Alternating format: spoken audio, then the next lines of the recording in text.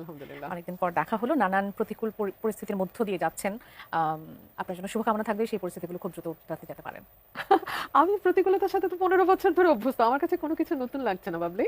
১৫ বছর আওয়ামী লীগ যা করেছে, গত ১ বছর অন্যান্য দল মিলে তাই করেছে। That's okay. এটি কি তারই একটা অংশ?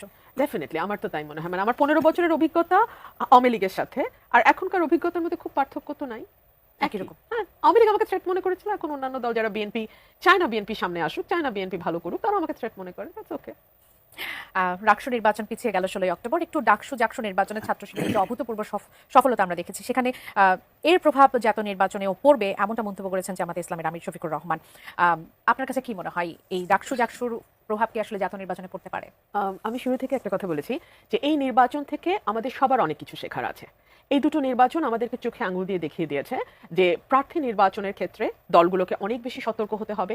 ২, জামাত ১৬ বছর যে কোনোভাবেই হোক ক্যাম্পাসে তাদের অস্তিত্ব টিকিয়ে রেখেছিল। ছাত্রলীগের সঙ্গে মিশে গিয়ে হোক, ছাত্রলীগের সঙ্গে তাদের পদধারী নেতা হয়ে হোক, যে কোনোভাবেই হোক ক্যাম্পাসে তাদের উপস্থিতি জারি রেখেছিল। ছাত্রদল সেটা রাখতে পারেনি। ৩ হচ্ছে ছাত্র শিবির নানান সময় ওয়ান টু ওয়ান স্টুডেন্টদের সঙ্গে ওয়ান টু ওয়ান যে কানেকশন বিল্ড আপ, যেটাকে আমি ভোটারের সঙ্গে কানেকশন বিল্ড আপ বলি, সেটা তারা খুব সফলভাবে করতে পেরেছে এবং সেটা রেজাল্ট তারা ঘরে নিতে পেরেছে। ৪ হচ্ছে তারা জনহিতকর কাজ করেছে অনেক। ওয়াটার পিউরিফায়ার দেওয়া, মেজবানের আয়োজন করা, ওই যে আবার people to people connection, people to people contact, এটা তারা চমৎকার